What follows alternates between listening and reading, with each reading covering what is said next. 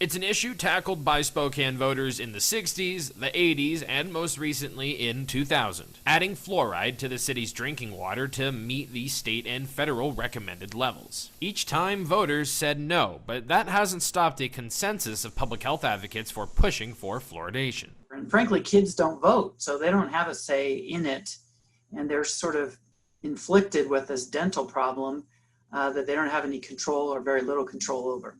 They point to data that shows Spokane children are more likely to suffer cavities, which fluoride helps protect against. It also shows that children of color and children from lower income homes are even more likely to be harmed. That data, combined with $4 million raised from nonprofits to pay for the treatment, has persuaded Spokane City Council to take a new look at the issue. In September, they'll consider an ordinance to take the money and begin the transition, which could take a couple of years to be fully implemented. But Mayor Nadine Woodward says this is the wrong time and the wrong way to go about it.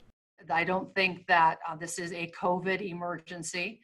And I think if we are going to go to the measures of fluoridating our water system, that our community deserves to have a say, and it needs to be at the ballot. Council President Brian Begg says he's seen polling that suggests voters' mindsets have changed in the last 20 years. He says the council may look at doing another advisory vote. But I think kind of unlikely.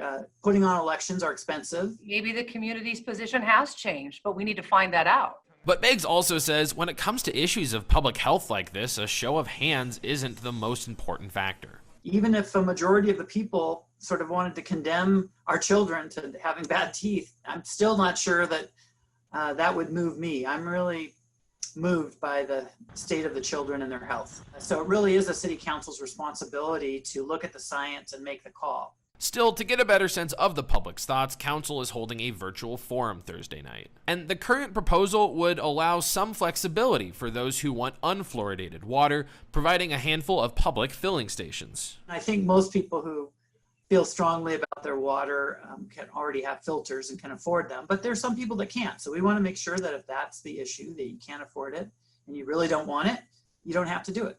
In Spokane, Casey Decker, KREM 2 News.